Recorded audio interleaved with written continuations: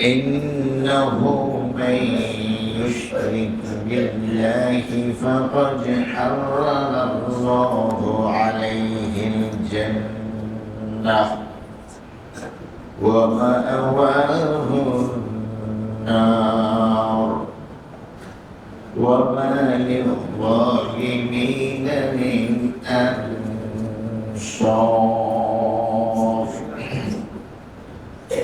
اللهم صل وسلم وبارك على محمد وعلى آله وصحبه أجمعين.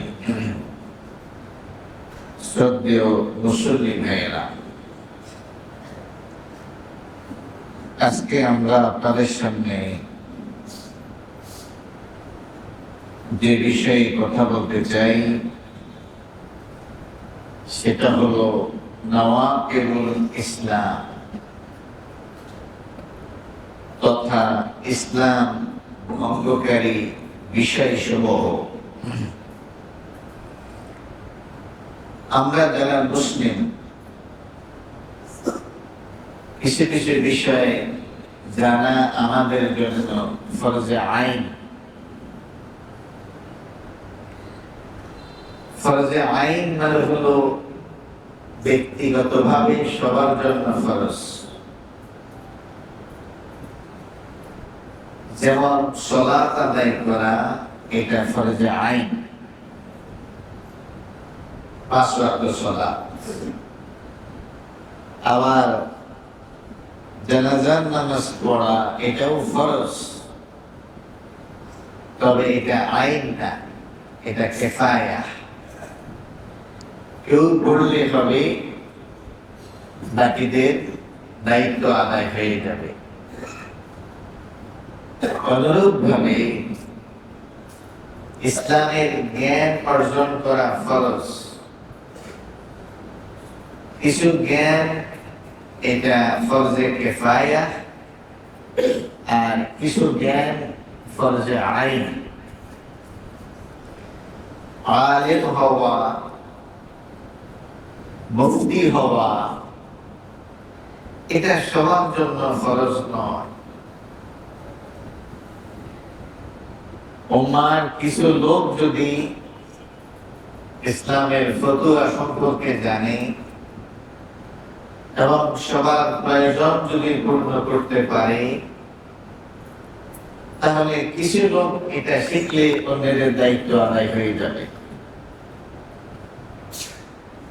সবাইকে দেওবন্দে গিয়ে, মদিনায় গিয়ে, আজহারে গিয়ে ডিগ্রি অর্জন করতে হবে না।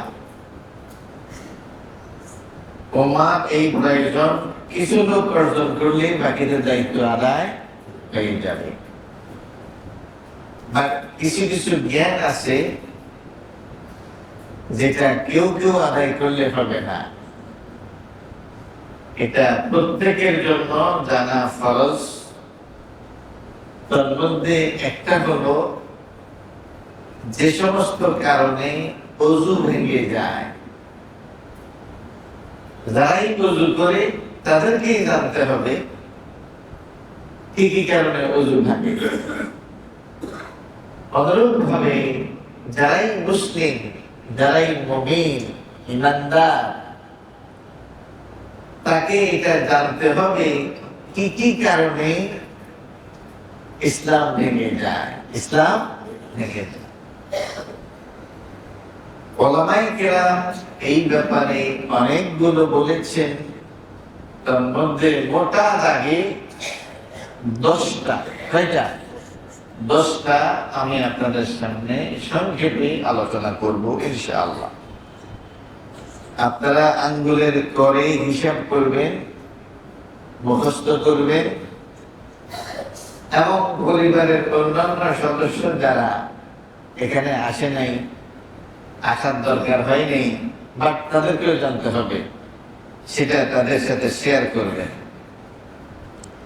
যে সমস্ত কারণে মানুষ অমুসলিম হয়ে যায়, কাফের হয়ে যায়, বেঈমান হয়ে যায়, ইসলাম ভেঙে যায়, এবং এই অবস্থায় মৃত্যুবরণ করলে জাহান্নাম ওয়াজিব হবে আজীবনের জন্য।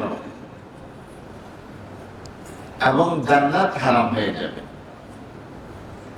তার মধ্যে প্রথমটা হলো আশিরকু বিল্লাহ। প্রথমটার নাম কি? আল্লাহর সাথে শিরিক করা। আজকে আলোচনার বিষয় শিরিক না, সেই জন্য এই ব্যাপারে বিস্তারিত কথা বলবো না। শুধু এতটুকু, শিরিক করলে মানুষ মুসলিম থাকে না, এটা জেনে রাখেন। আল্লাহ তাআলা বলছেন, ইন্নাহু মান ইউশরিক বিল্লাহ, যারা আল্লাহর সাথে শিরিক করে, ফাকাদ হারামাল্লাহু আলাইহিল জান্নাহ, আল্লাহ তার জন্য জান্নাতকে হারাম করে দেবেন। কোন পাপী মুসলিমের জন্য জান্নাত হারাম হয় না। সে জাহান্নামে গেলেও জান্নাত তার জন্য হালাল থাকে এবং একসময় সে জান্নাতে আসে। জান্নাত হারাম ওই ব্যক্তির জন্য হয় যে ব্যক্তি ইসলাম থেকে বের হয়ে যায়। আল্লাহ তাআলা বলছেন, ইন্নাল্লাহা লা ইয়াগফিরু আন ইউশরাকা বিহি, নিশ্চয়ই আল্লাহ তার সাথে শিরিক করাকে ক্ষমা করেন না। ওয়া ইয়াগফিরু মা দুনা যালিকা লিমান ইয়াশা, শিরিক ছাড়া অপরাধ গুনাহ আল্লাহ চাইলে ক্ষমা করেন। প্রিয় ভাইরা আমার, সুতরাং আমরা বুঝলাম ইসলাম ভঙ্গের 1 নম্বর কারণ কি? শিরিক করা। খ্রিস্টানরা এক ধরনের শিরিক করে, তারা মানুষদেরকে খোদা বানায়। ইহুদিরা একরকম শিরিক করে, তারা হযরত উযাইরকে আল্লাহর সন্তান মনে করে। হিন্দুরা এক ধরনের শিরিক করে, তারা মূর্তি বানায়, মূর্তির পূজা করে, মূর্তির কাছে প্রার্থনা করে। আমরা মুসলিমরা ওদের মতো শিরিক করি না। আমরা কি করি? আমরা বিভিন্ন কবরওয়ালার কাছে গিয়া চাই, প্রার্থনা করি, দোয়া করি, মুনাজাত করি, যেটা আল্লাহর কাছে চাওয়া উচিত। কার কাছে চাওয়া উচিত? আল্লাহর কাছে চাওয়া উচিত। বিভিন্ন কবরে, মাজারে গিয়া গিয়া মৃত মানুষের কাছে নিজের সমস্যার কথা বলা আর সেখান থেকে সমাধান তালাশ করা। কথা কি বুঝে আসছে? এই শিরকের সাথে আমাদের বাংলাদেশের মুসলিমরা জড়িত। এই জন্য দেখা যায় 24 ঘন্টা মসজিদ খোলা না থাকলেও মাজারগুলো 24 ঘন্টা খোলা থাকে এবং গরম থাকে। যত টাকা মসজিদ উন্নয়নে দান করা হয় না, এর থেকে 1000 গুণ বেশি দান করা হয় কবর উন্নয়নে, মাজার উন্নয়নে। আল্লাহর এই গোলামগুলো চিন্তা করলো না যে লোকটা মারা গেছে, তার আমার টাকার দরকার কেন? এই টাকাগুলো তো ওই মৃত লোকটা খেতে পারছে না, এটা তো ধান্দাবাজরা খাচ্ছে। শয়তান প্রকৃতির লোকেরা ভাগ করে নিয়ে যাচ্ছে, তারাই পাহারাদারি করে, তারাই সেখানে শয়তানের আড্ডা জমায়। ওখানকার খাদেম খোদ্দামদের ম্যাক্সিমাম নামাজ রোজার কোনো খবর নাই, পর্দা পর্দার কোনো খবর নাই। এই শিরকটা বাংলাদেশে অনেক মুসলমান করে। আল্লাহ আমাদেরকে হেফাজত করুন। অনেকে এই শিরকটা করার জন্য ইন্ডিয়াতে যায়। খাজা মঈনুদ্দিন চিশতি রাহমাতুল্লাহ আলাইহি মাজারে যায়, নিয়ত করে যায়, নিজেদের প্রয়োজনের কথাগুলো সেখানে বলে এবং মনে করে তার এই ক্ষমতা আছে। আল্লাহ তাআলা আমাদেরকে হেফাজত করুন। কয়টা গেল? একটা গেছে, সেটার নাম কি? শিরক। দুই নম্বর হলো মান জাআলা বাইনাহু ওয়া বাইনাল্লাহি ওয়াসাইত ইয়াদউহু। দুই নম্বর হলো যারা মিডিয়া মাধ্যম বানায় নিজের মাঝে আর আল্লাহর মাঝে। এরকম শক্তি ক্ষমতাধর ব্যক্তি সে নিজেই তৈরি করে। এখন সে সরাসরি আর আল্লাহর কাছে চায় না, চায় ওই লোকের কাছে, ওই ব্যক্তির কাছে, ওই বুজুর্গের কাছে, যে আমি তো ছোট মানুষ, আমার পক্ষে তো সরাসরি আল্লাহর কাছে যাওয়া সম্ভব না। হ্যাঁ, অথচ নামাজের শিক্ষা হলো ইয়্যাকা না'বুদু ওয়া ইয়্যাকা নাস্তাঈন। হে আল্লাহ, তোমার কাছে আমি সাহায্য চাই, এখানে তো আর কেউ নেই। এটাই নামাজের শিক্ষা। ওয়া ইযা সাআলাকা ইবাদি আন্নী ফাইন্নী করিব। হে নবী, তোমার কাছে আমার গোলামেরা আমার সম্পর্কে জানতে চায়, আমি কোথায়, তুমি তাদেরকে বলে দাও ইন্নী করিব, আমি কাছে। আমি কোথায়? আল্লাহর চাইতে কাছে আর কেউ নেই। কি বলেন, ঠিক কিনা? তাহলে সেই আল্লাহর কাছে চাইতে মিডিয়ার দরকার হবে কেন? মাধ্যম দরকার হবে কেন?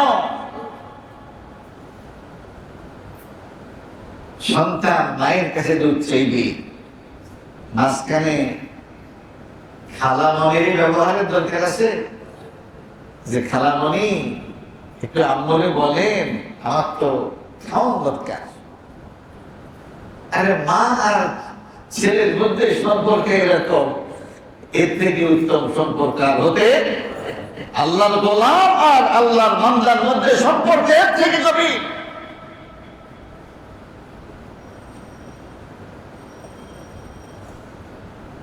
একবার বন্দীদের মধ্যে এক মহিলা সন্তান হারিয়ে গেছে। মানে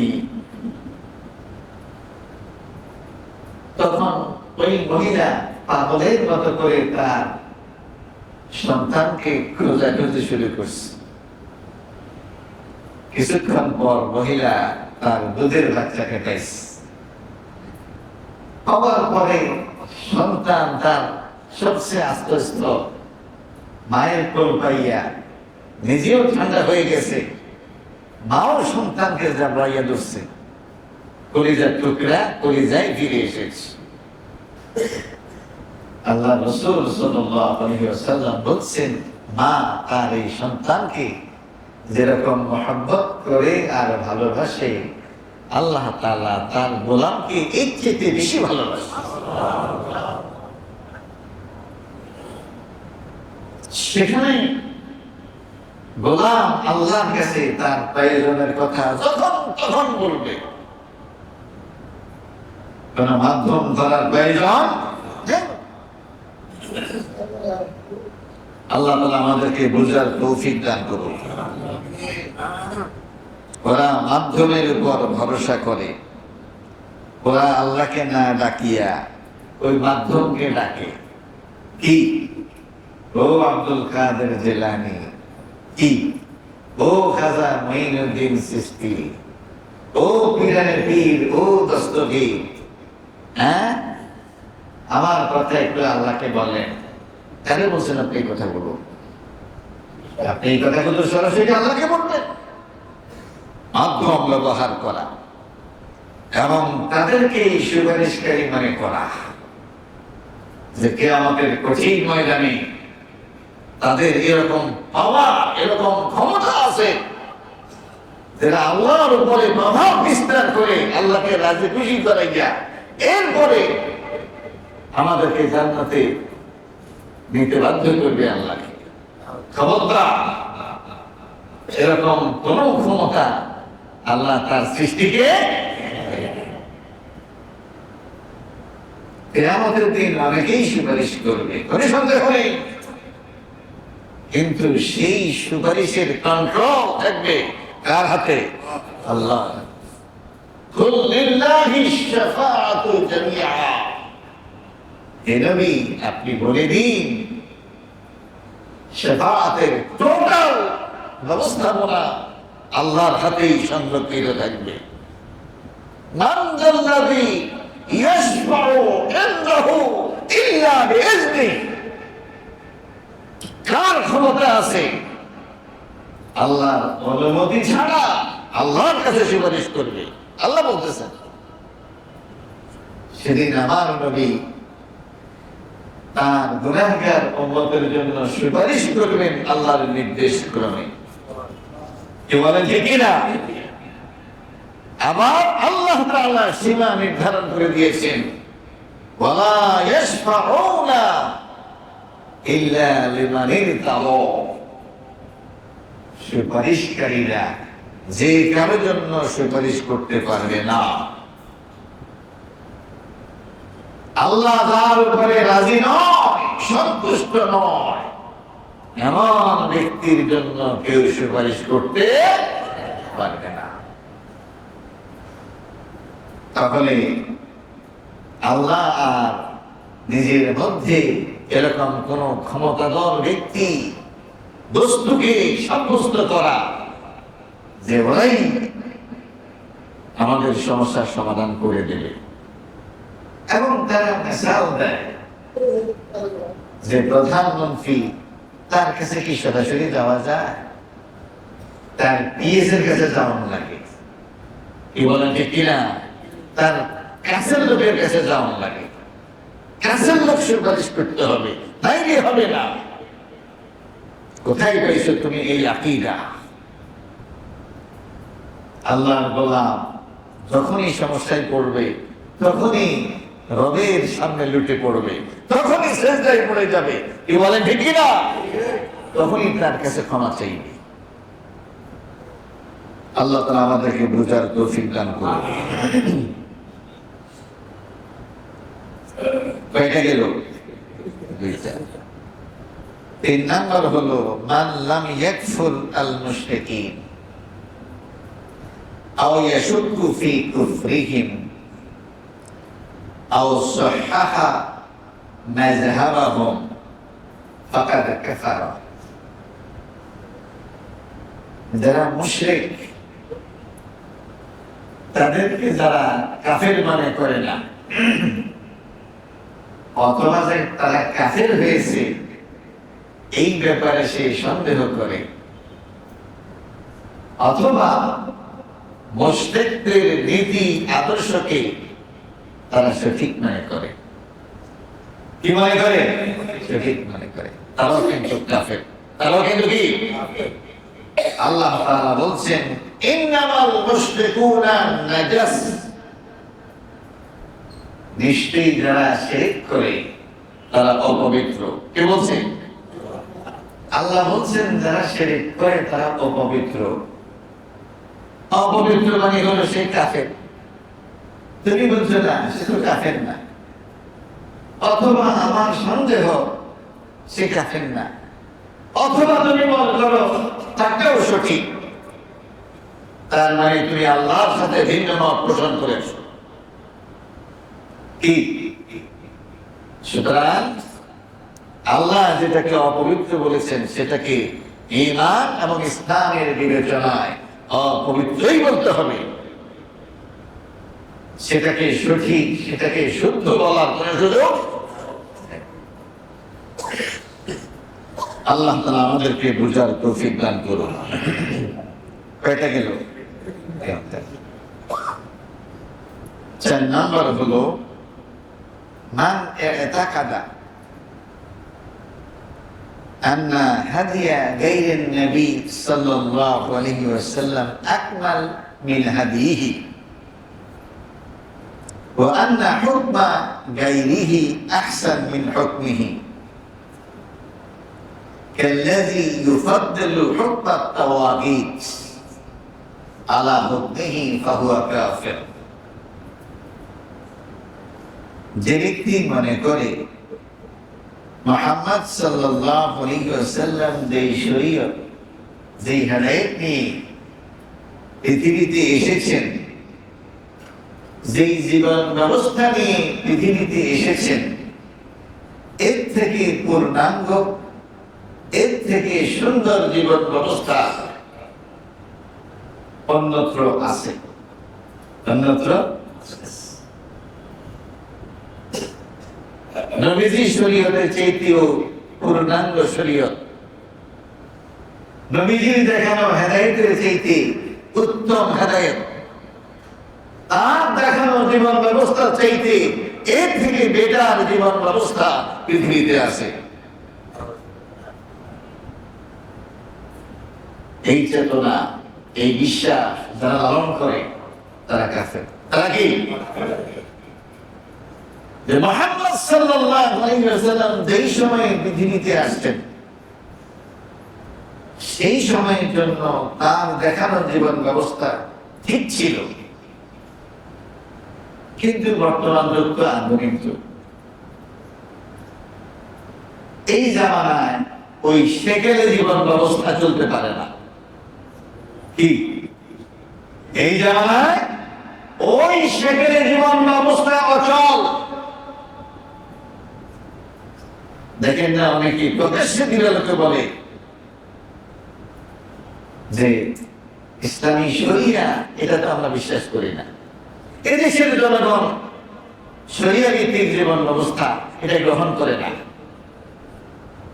মানে মূলত নিজের কথা কয় আর কি, বলে নাকি বলে না। এদেরকে আপনি আমার নামাজও দেখবেন, আগে থাকে টুপি মাথায় দিতেও দেখবেন, জানাজার নামাজে তারা আবার আমাদেরকে নসিহত করে কি, খবরদার আল্লাহর সাথে তামাশা করো না, এটা কিন্তু মুরতাদ। এটা কি? তুমি আমল করতে পারো না, এটা এক ত্রুটি। আবার শরিয়া অচল, এই জামানায় এটা ফিতনা, এটা সেখানে খবরদার।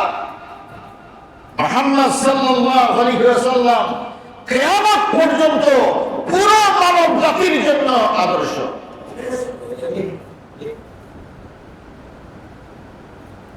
কিয়ামত পর্যন্ত এই বিশ্বাস পোষণ করলেই তুমি মুসলিম। এর ভিন্ন বিষয় বিশ্বাস করে তুমি মুসলিম থাকতে পারবে না। আল্লাহ আমাদেরকে বুঝার তৌফিক দান করুন। একবার নবী সাল্লাল্লাহু আলাইহি ওয়াসাল্লামের ফুফাতো ভাই আর আরেকজন আনসার সাহাবী, আনসার তো বুঝেন, ওনারা মদিনায় বসবাসকারী, আর নবীজি উনি গেলেন মক্কা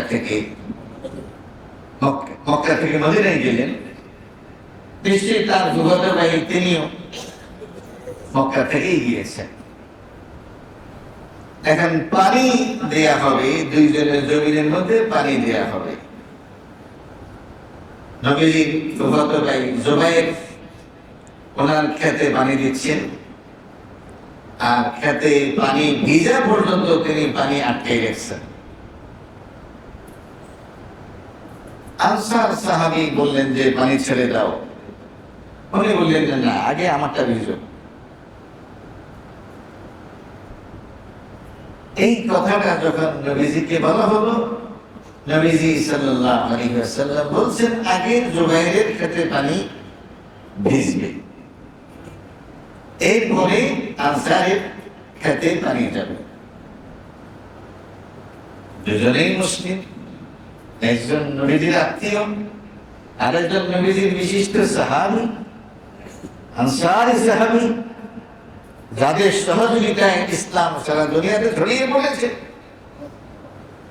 আনসারী সাহাবী বললেন, নবীজির এই ফায়সালাটা এটা এই জন্য হয়েছে যে জুবাইর ওনার আত্মীয়, জুবাইর ওনার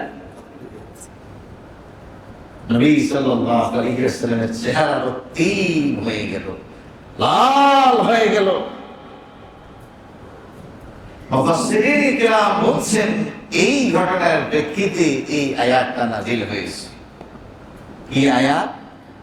ফালা ওয়া রাব্বিকা লা ইউমিনুন। হে মুহাম্মদ, তোমার রবের কসম, আল্লাহ বলতেছেন, মুহাম্মদ তোমার রবের কসম আমি আল্লাহ বলছি, ওরা বিশ্বাসী নয়, ওরা ঈমানদার নয়। হাত্তা ইউহাক্কিমুকা ফীমা শাজারা বাইনাহুম, তাদের মধ্যে যখন কোনো বিষয়ে ঝগড়া হয়, মনোমালিন্য হয়, এই মনোমালিন্য বিষয়ে তোমাকে হাকিম বিচারক না মানলে তারা কিন্তু ঈমানদার নয়। আমি আল্লাহ আমার কসম করে বলতেছি।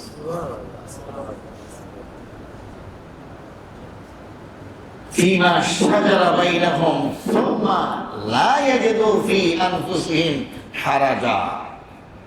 শুধু বিচারক মানলেই হবে না, হাইকোর্টের বিচারক, সুপ্রিম কোর্টের বিচারকের মতো বিচারক মানলে হবে না। হাইকোর্ট কোন নির্দেশ করলে আমার মন মতো হয় নাই, আমি বলবো এই রায় সঠিক হয়নি, আমি সুপ্রিম কোর্টে যাব। কি বলে ঠিক না? সুপ্রিম কোর্ট যদি আমার বিপক্ষে রায় দেয়, আমি বলবো এটাও সঠিক হয়নি।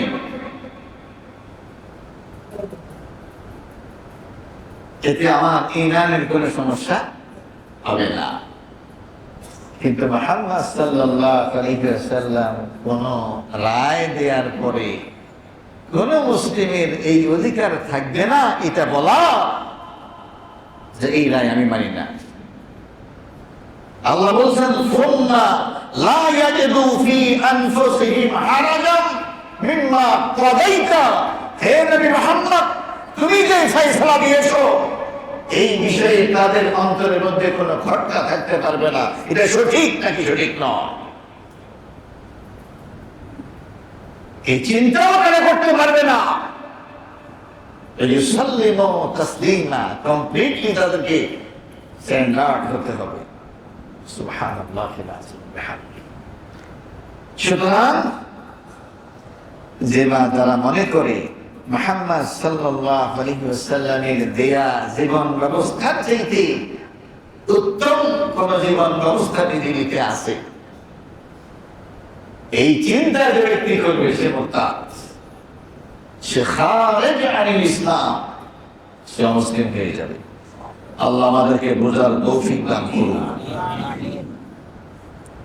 সুতরাং পুঁজিবাদ, সমাজতন্ত্র, ধর্ম নিরপেক্ষতাবাদ, এগুলা কে বানাইছে? আল্লাহ, আল্লাহ রাসূল কে বানাইছে?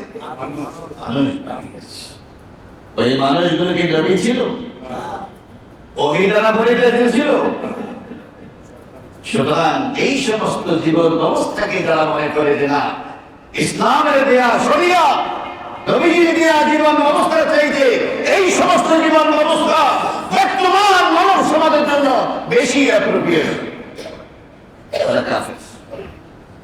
তারা কি? আল্লাহ আমাদেরকে বুঝার তৌফিক দান করুন। পেটে গেল, কেউ কয় চারটা, কেউ কয় পাঁচটা, চারটা গেছে। আমার কিতাবে কয় চারটা গেছে। 5 নাম্বার, মান আবগাযা শাইআন মিম্মা জাআ বিহি রাসূল ওয়ালাউ আমিলা বিহি ফাহুয়া কাফির। নবী মুহাম্মদ সাল্লাল্লাহু আলাইহি ওয়াসাল্লাম যেই জীবন ব্যবস্থা নিয়ে এসেছেন, এটা পুরাটা অথবা তার অংশ বিশেষকে কেউ যদি ঘৃণা করে, কি করে? ঘৃণা করে, অপছন্দ করে, সে কাফের। যদিও সে আমল করে, যেমন একজন লোক দাড়ি রাখে, তার দাড়ি আছে, কিন্তু সে দাড়ি নিয়ে টিটকারি করে, নারীকে অপছন্দ করে, যে এটা কি আবার ইসলামের অংশ, কেন বানাইতে গেলেন আল্লাহ রাসূল? কি কিন্তু নিজের দাঁড়িয়ে আছে, কিন্তু এটাকে নিয়ে তার আপত্তি। পর্দা ইসলামের ফরজ বিধান, তার মাও পর্দা করে, তার মেয়েও পর্দা করে, তার বউ পর্দা করে, কি ঠিক না? কিন্তু পর্দার ব্যাপারে তার আপত্তি। সে মেয়েরা খোলামেলা থাকবে, আল্লাহদের কেন বেঁধে দিয়ে দিলে? অনেকে বলে না যে চলন্ত টেন্ট, কি মানে বোরকাকে বলছে চলন্ত টেন্ট, মানে এটা একটা চলমান তাবু, চলমান। এইভাবে বোরকাকে নিয়ে পিছিয়ে করে অনেকে। আল্লাহ আমাদেরকে হেফাজত করুক। যেই পর্যায়ে হলো প্রগতির জন্য বাধা অন্তরা, আসলে এরকম বললে মালা মুসলিম হওয়ার পরেও বলে আল্লাহ আমাদেরকে হেফাজত করুক।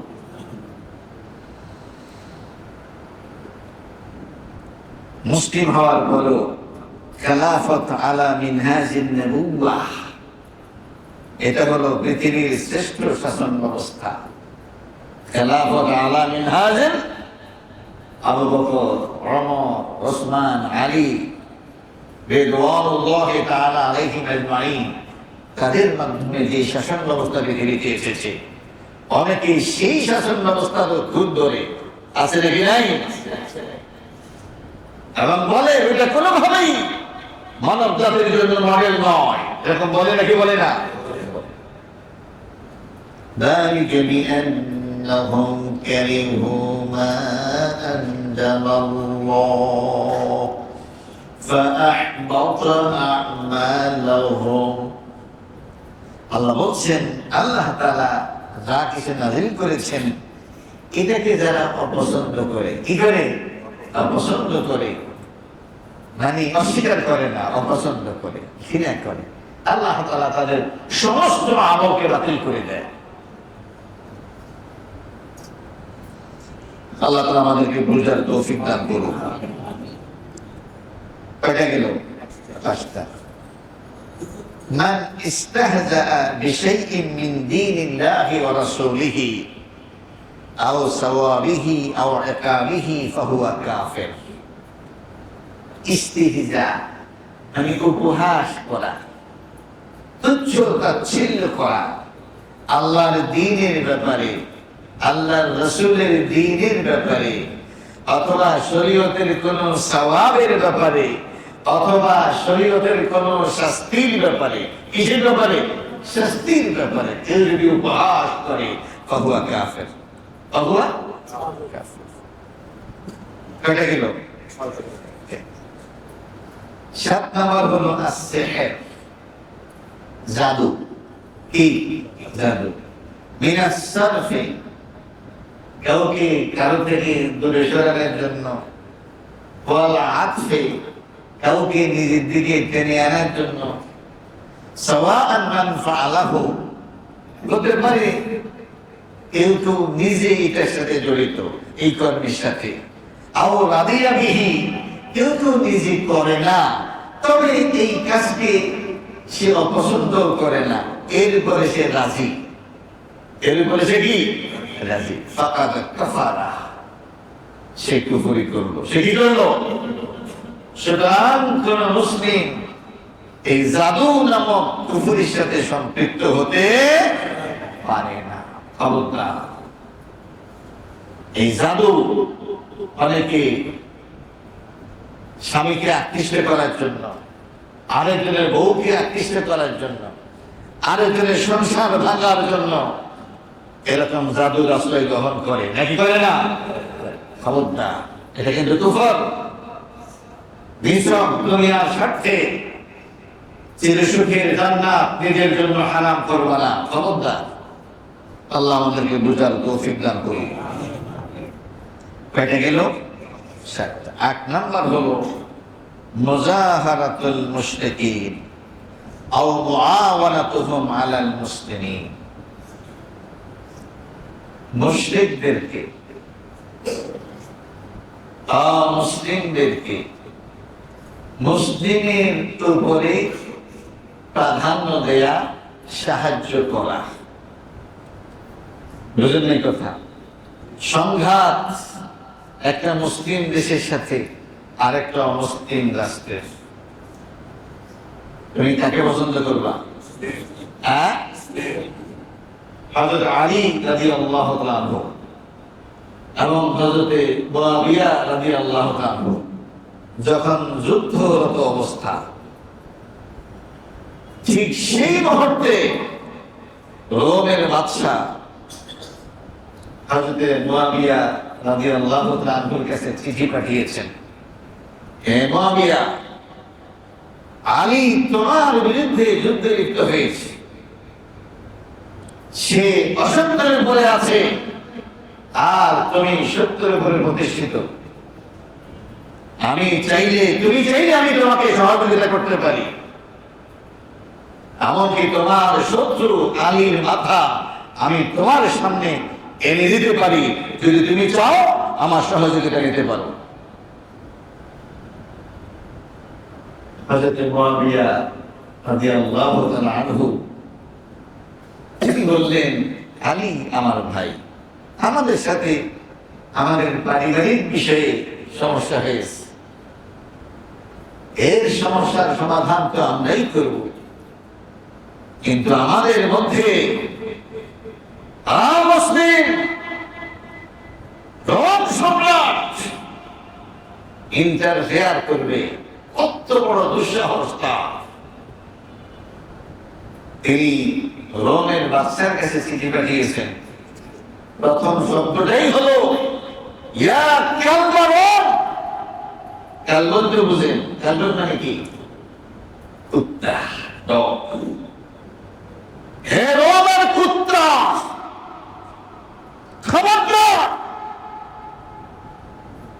এটা আমাদের ভাইদের বিষয়, এটা আমাদের নিজস্ব বিষয়, নিজস্ব বিষয়ের সমস্যার সমাধান আমরাই করব। এদিকে যদি নজর দাও, এমন সৈন্যবাহিনী তোমার বিরুদ্ধে আমি প্রেরণ করব, যার মাথা থাকবে তোমার সামনে আর তার পেছন থাকবে আমার এখানে। পুনর্বার যদি এই জাতীয় ভুল করো, তোমার মাথায় এনে আমার ভাই আলীর কদমে আমি রাখবো। এটাই হলো স্পিরিট অফ ইসলাম। মুসলিমদেরকে মুসলমানদের মোকাবেলায় সাহায্য করা, সহযোগিতা করা, তাদের বিজয়ে আনন্দিত হওয়া, মুসলমানদের পরাজয়ে খুশি হওয়া, এটা কিন্তু তোমাকে ইসলাম থেকে বের করে দেবে।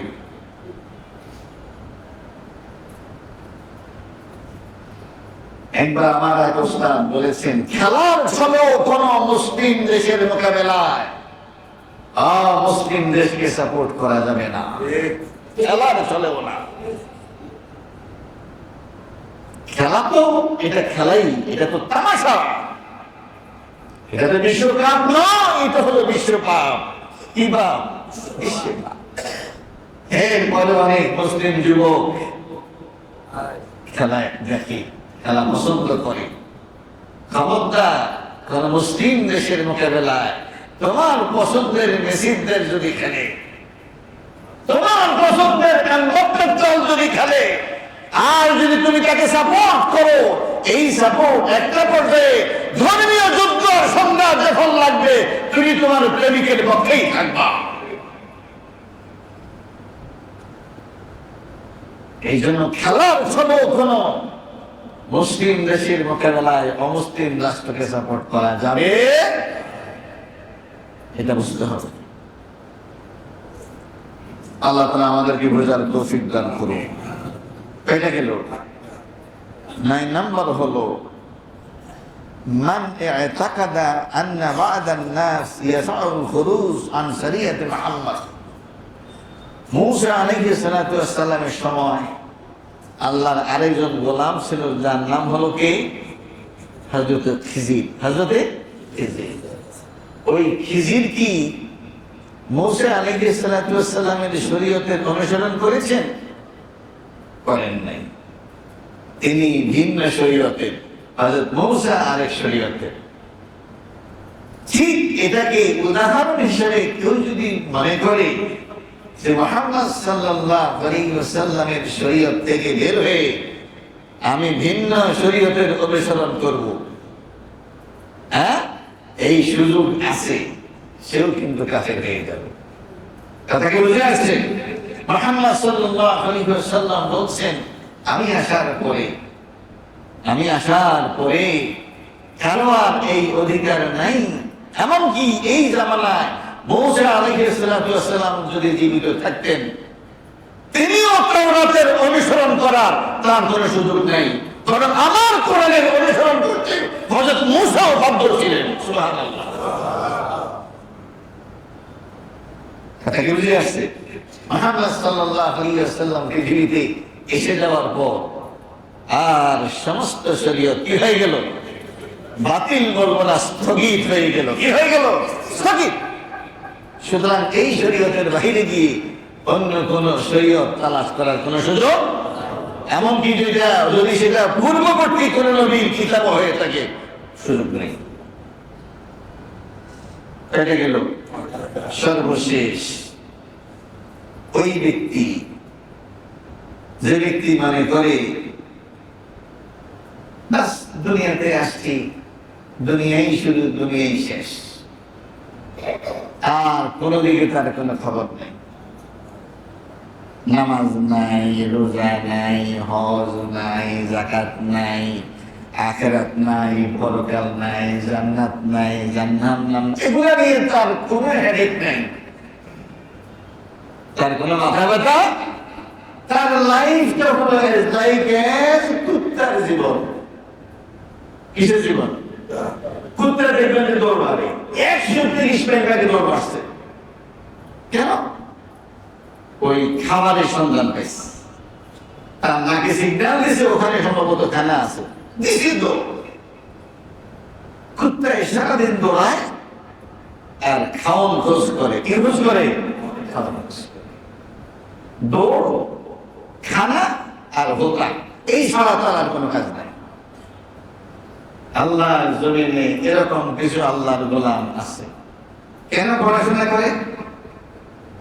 চাকরি করবে। কেন চাকরি করবে? টাকা পাবে।